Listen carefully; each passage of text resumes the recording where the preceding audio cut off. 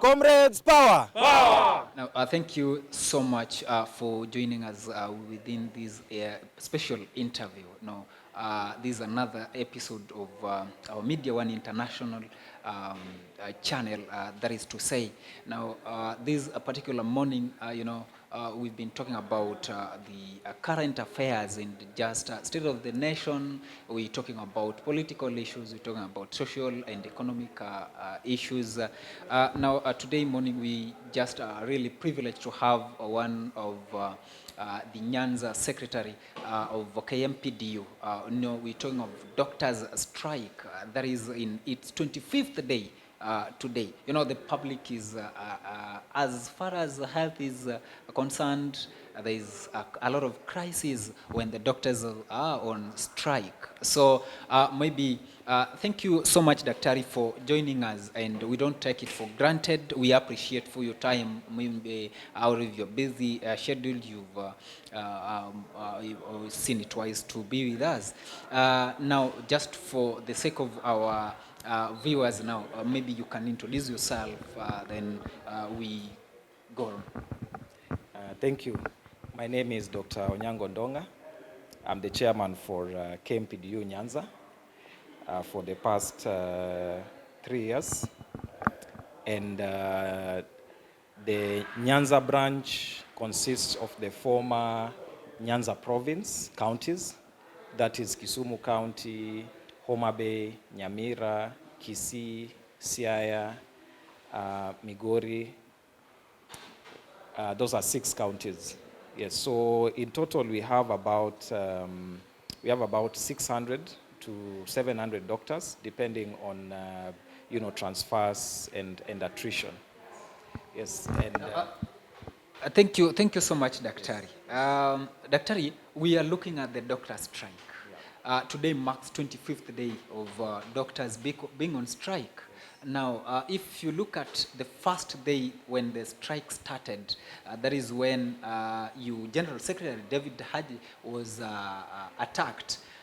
Is it that the attack of your General Secretary fueled the strike? Thank you very much. It was unfortunate, and quite frankly, we thought that it might have been an attempted assassination to our secretary, our SG Secretary General, Dr. Davji Atela. I think I would be accurate if I say that the attack on our SG was the straw that broke the camel's back. You see, in every crisis, we have different levels of trying to sort out the problem that we have. And for Kmpdu, since 2017, we have used the method of negotiations, the method of diplomacy to try and sort out our issues. We are not happy whenever we have an industrial dispute with the government that results in a strike or withdrawal of services, because we appreciate the level of importance of care that we give to our patients. But the problem we have is that our third world governments somehow have conditioned us to only resort to strike as the only thing that they would listen to. So did the attack on Davji, the one that triggered the strike? I would say yes. It is the straw that broke the camel's back. It is what made us tick. Because we saw, one, we are trying to diplomatically have a peaceful protest to raise our concern. And somebody decides to shoot at our SG. It was unprovoked. These are doctors who are protesting. What danger did they pose to the security of the people who were looking onto the protests? I don't think we posed any danger. So on to the other issues. Now, the most important issue that we thought maybe if we withdraw our services we could be held better is the issue of our entry-level doctors. And we do not want to change the names of the interns. Unfortunately, all professions have interns, and we appreciate what interns do in every level in all the professions. But for the doctors, these are entry-level doctors. They actually work. They provide more than 50% of the services, and they make up more than 21% of the workforce. Now, if you, in healthcare, if you remove even 10% of the workforce, then healthcare starts to struggle because already we are short-staffed. Let me tell you something that you've seen being thrown around by the government in terms of court orders. The court ordered that whenever we have industrial dispute, that we should have minimum services being offered in the hospitals. Now, the assumption that the courts made was that we have enough doctors in the hospital and patients are receiving optimum care in our hospitals. You see, that is a wrong assumption. If you, for example, look at our hospitals here in Kisumu, we have a total of about 200 doctors in Kisumu. But the population in Kisumu is about 1 million. 1 million, 1.2, according to the census of... Statistics. Yes. Technically, that means one doctor is taking care of a population of about... of almost 6,000, which to us is a stretch. You know, as we move towards UHC, what UHC means, taking healthcare to the people on the ground.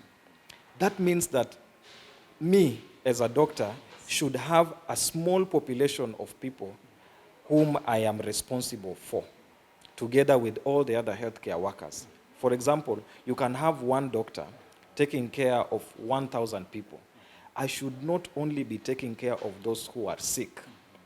I should prevent those who are not sick from getting sick. 2, I should make sure that those who are sick should not proceed into getting complications. And 2, those who unfortunately have complications, I should rehabilitate them with my team. Now, if I have a team of, let's say, 5, nurses, 2 clinical officers, I can comfortably handle a population of 1,000. But if you give me 6,000 to 10,000 people, of course, so many patients will get complications. And you can see that here from our statistics. We have very high level of maternal mortalities because it reaches a point where you actually cannot offer services as you should. You are very tired. It takes a longer time for you to wake up and sort out emergencies as you're supposed to sort them out. So these 21% of the workforce, these people offering 50% of the healthcare services, we are demanding that they should be brought to the system. Number 2, which for me I think is a red herring. The government is trying to tell us that these people are just interns and probably are not offering that is what the government is trying to say. Yes. Probably they're not offering very important services and therefore we can pay them a stipend. That is a very dangerous move to make, both to the doctors, to the public, and also it is a warning to the rest of the republic. Because what is the government trying to tell us? That despite the high level of taxation we are experiencing, that the government can actually illegally go back on its word, on its agreements with workers, and get into the pocket of Peter to try and pay a Paul that we do not know. And we are saying we cannot accept it. And we are calling upon even Kotu to refuse this contravention of international labor laws. Once the doctor has been slashed, their salaries have been slashed by 40%, I can assure you the next people will be the nurses, the clinical officers. And this government does not get satisfied. It is an ending and a hole that does not get filled. So they will go for the teachers, they will go for our servicemen.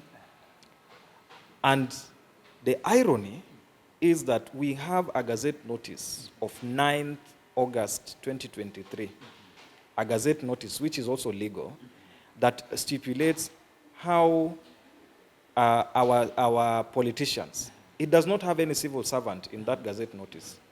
Straight from the president to the MCA are going to get an increase in their pay.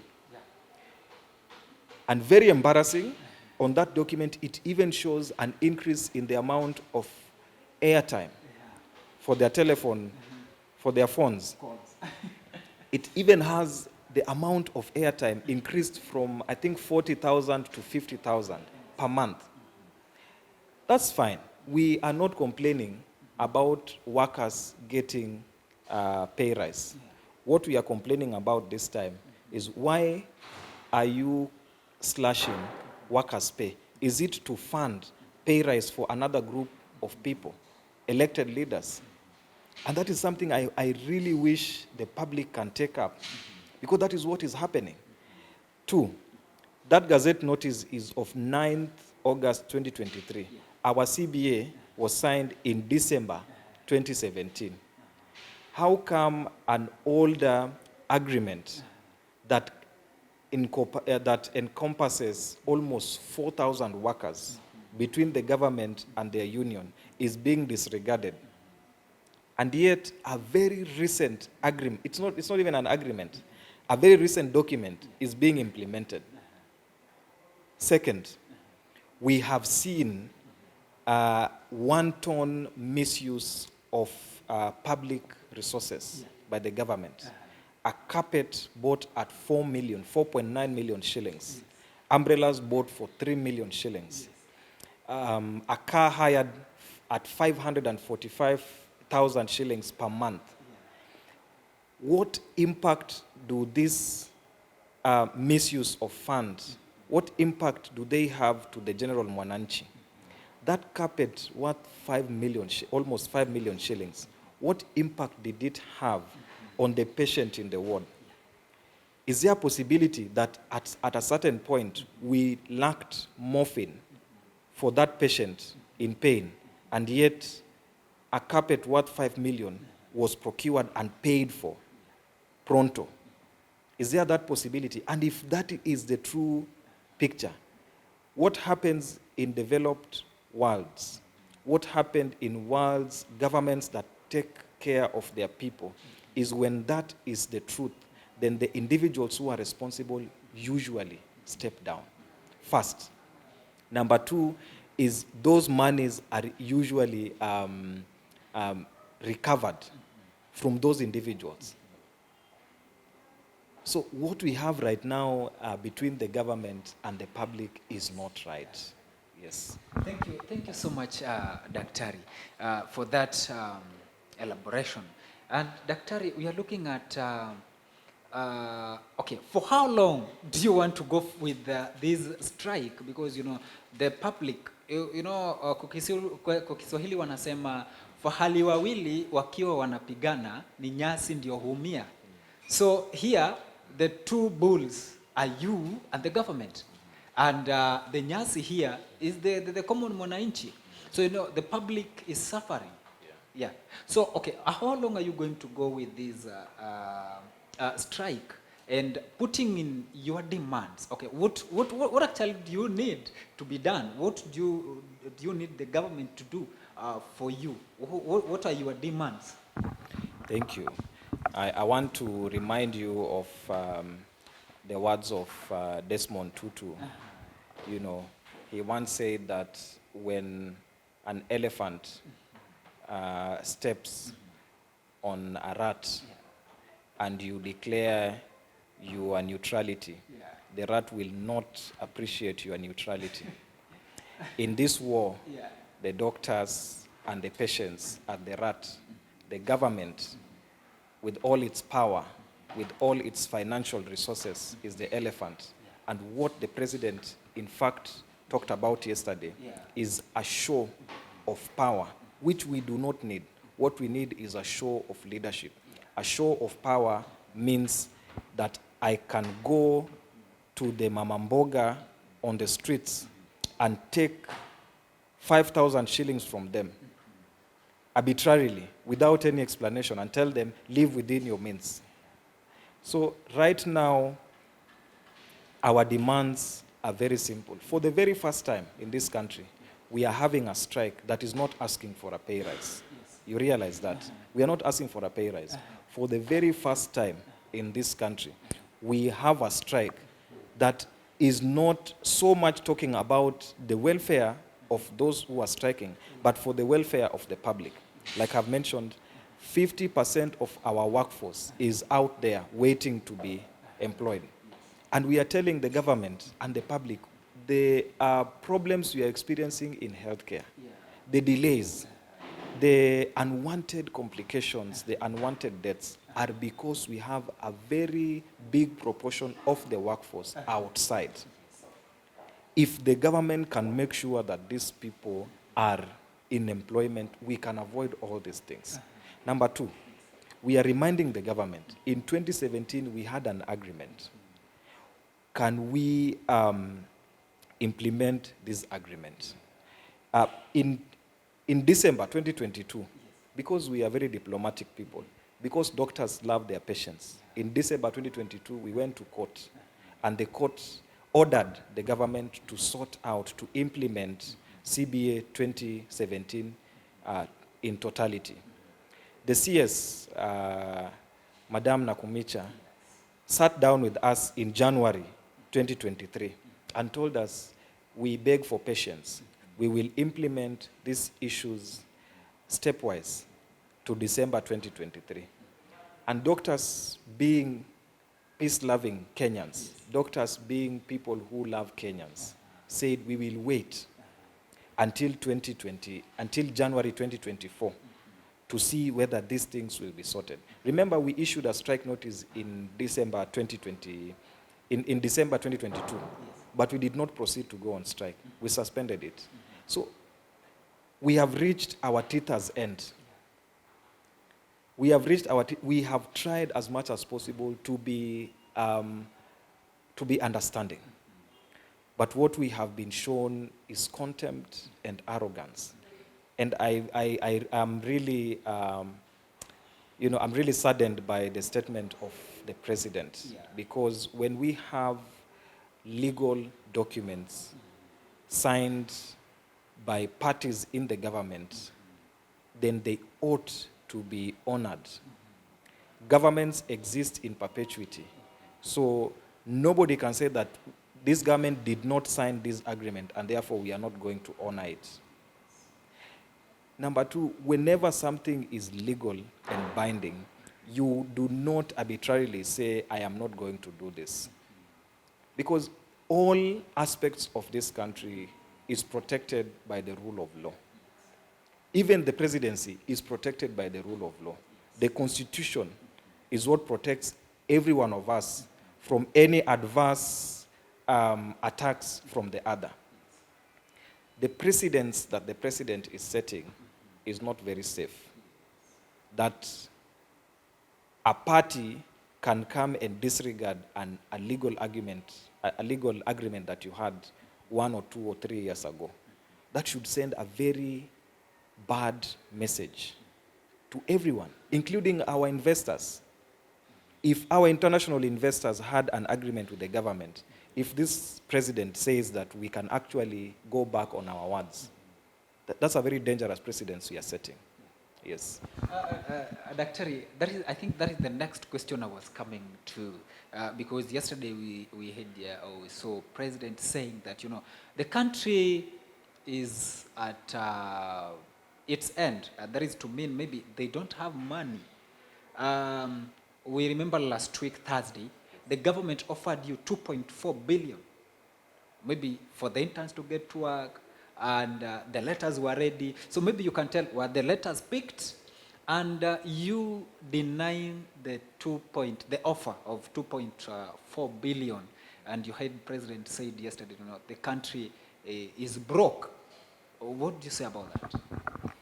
Well, one, those letters were not picked. This country works by budget cycles. Budgets are made, and the budgets are made considering the population and all the other statistics that are given to us by the Kenya National Bureau of Statistics. The Kenya National Bureau of Statistics knows the number of students who will be graduating to become doctors, to become clinical officers, to become nurses. The Ministry of Health, which is also part of the government, knows how many students are there in those schools. So when they are budgeting, all these factors are put into consideration. So it would be a lie for the government, one, to say that they did not budget for this group of people, and two, to say that they do not know, or rather they did not know that the numbers are that big. What they should say is we budgeted for these people, and we now do not have the money for one or two reasons. And when they give us those reasons, us as the public, as the voters, should hold them accountable. The other thing is that the government mentioning a big figure, 2.4 billion is a very big figure. That's fine, we agree. But it does not address the issues that we have on the table. If I want to buy a vehicle, and the vehicle is worth 100 million, even if I have 50 million is a lot of money, but it does not address the costs of that vehicle. What the government should be telling us is that for this cycle for this financial cycle, we budgeted this amount of money for these doctors. These are the doctors we are going to employ at the rate that we agreed on in the CBA. The other thing is, with our tools available to us, the parliament, we can pass a supplementary budget to sort out the deficit that we have. The government can say it is broke. We appreciate that. In fact, if there's anybody who is broke, it is the public, it is the doctor, it is the teacher, it is the nurses, it is the police officer, it is the army personnel. Those people are broke.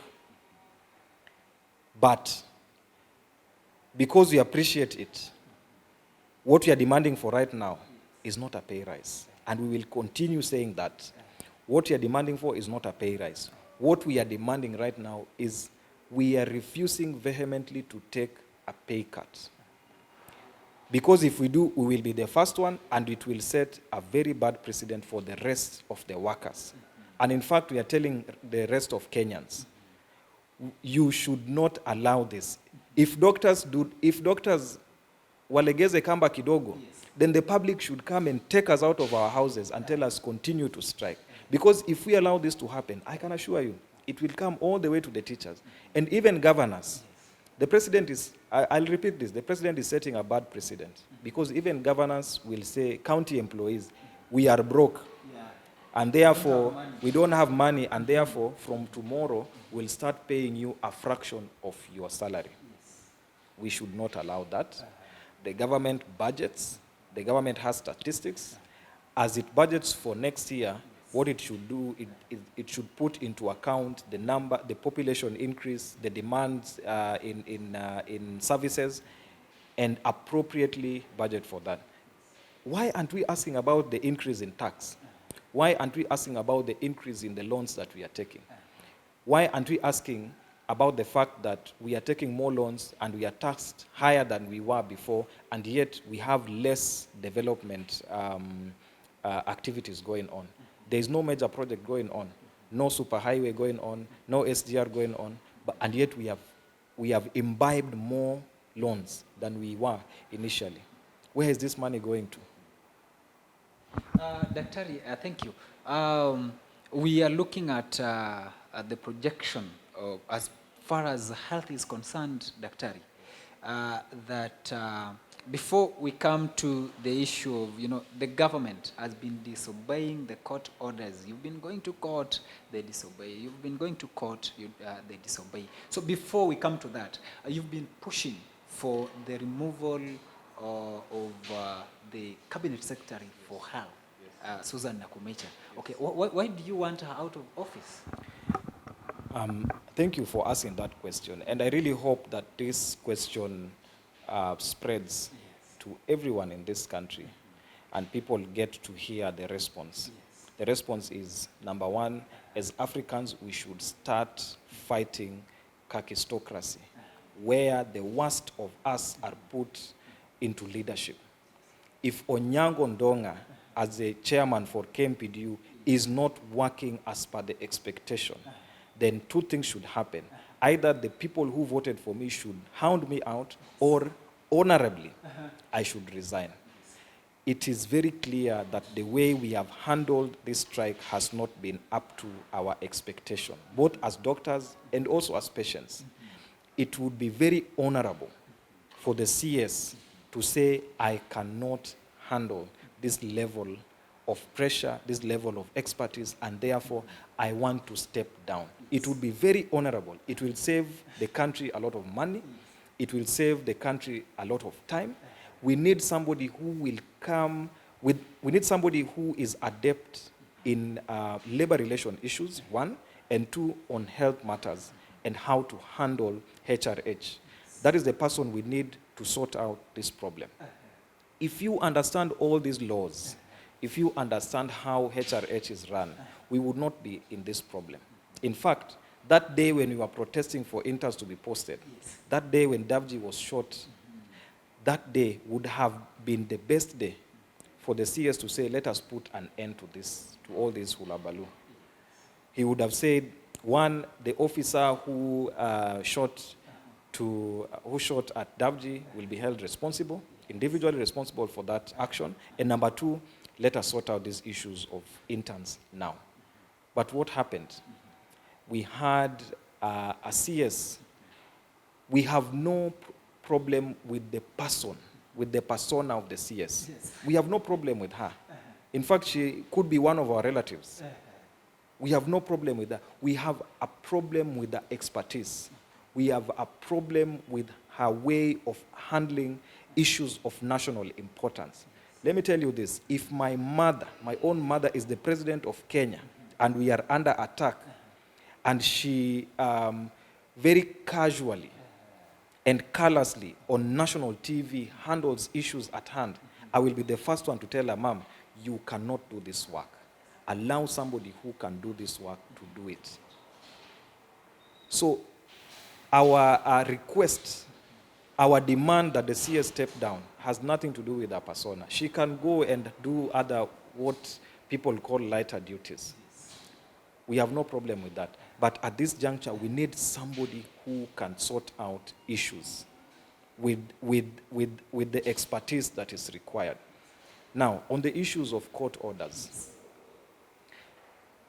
again, third world countries have a knack of not honoring court orders, governments especially. The court orders a government to pay somebody to do something for the employee, and the government ignores it even for hundreds of years. Those are things that we should now bring to an end. And how do we bring these things to an end? As members of the public, one, when we are voting, we have to bear in mind what does this person stand for. If you find a politician who does not obey court orders, it means this politician does not obey the rule of law. It means this politician views themselves as above the Constitution. No one is above the Constitution. Number two, the action we have taken is disobedience. If the government itself, the one that is supposed to safeguard the public, is disregarding court orders, then what is it telling the public? It is giving us an example, leadership by example. Leadership by example is the president disobeys a court order, the governor disobeys a court order, and therefore the public also disobey court orders. And that's why I keep saying the president is setting a bad precedence. When you start living by the rule of the jungle, trust me, very soon everybody will follow you. Very soon everybody will now, you will get court orders ordering doctors to do 1, 2, 3, and doctors will say no, like now.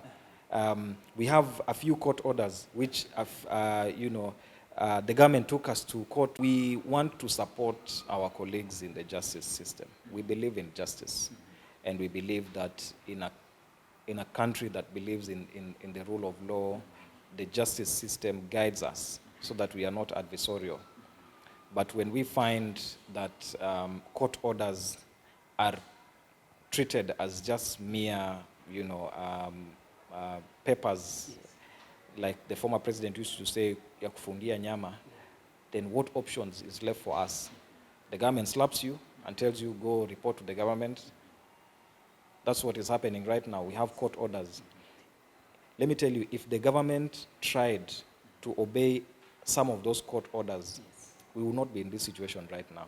Strikes are not a crisis, are not an emergency. If we saw that the government has tried to implement the CB of 2017 in that 2022, we would not be here right now. We would probably be talking about interns, and that one would have been sorted, because posting interns will eventually happen. But when you see that the government ignores, if you look at case files, Kirinyaga County, headed by Her Excellency Waiguru. Waiguru, similar situation, had an industrial dispute with doctors, actually healthcare workers. What did she do? She decided to sack them. We went to court, and the court ordered that that was unlawful because strikes are protected by the Constitution. So she was ordered to take them back to payroll.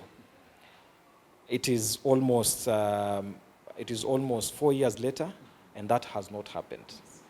Yet she has been re-elected. So I also want to blame us as members of the public, because we encourage impunity. When somebody shows that they cannot obey the rule of law, that should be the first disqualification from vying for office. That should be the first disqualification. I know we look at education and all those things, but if you have a case in court, criminal, civil, where you've disobeyed our Constitution, that should disqualify you to run for office.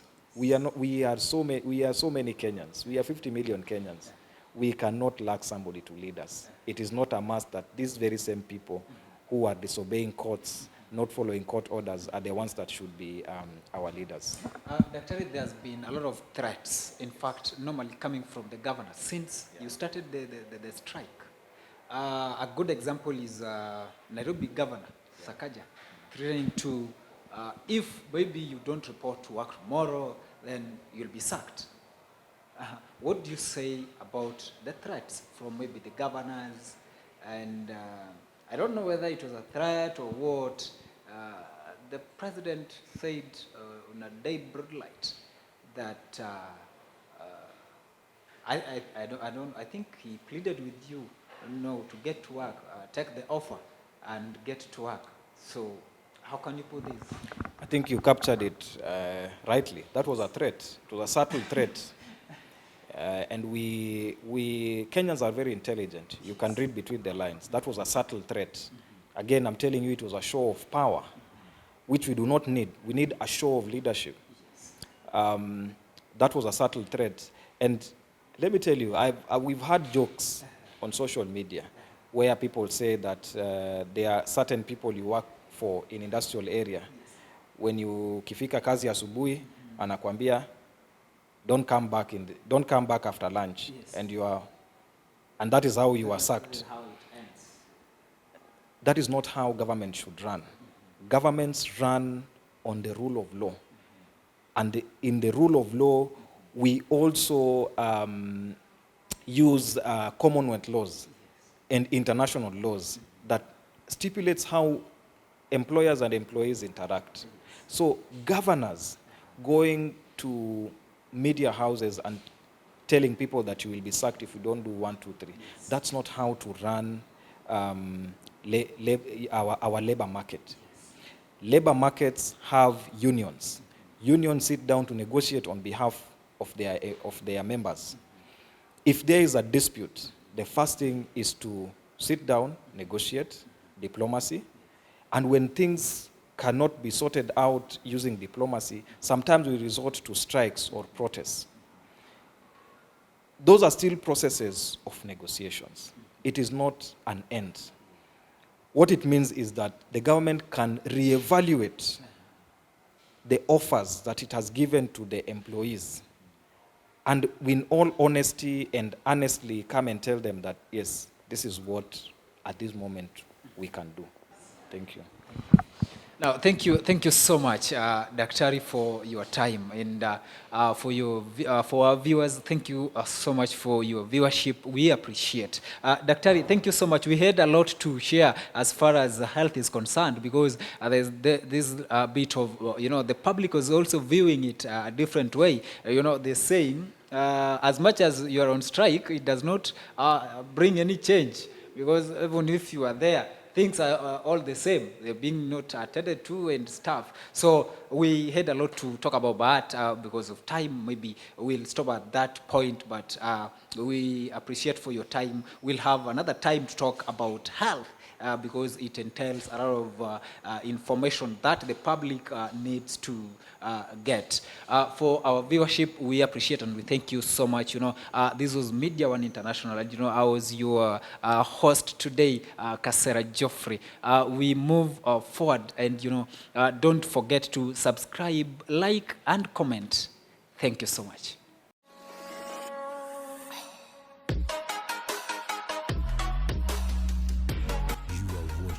Media One International, always fast and fast. Like, share, and subscribe.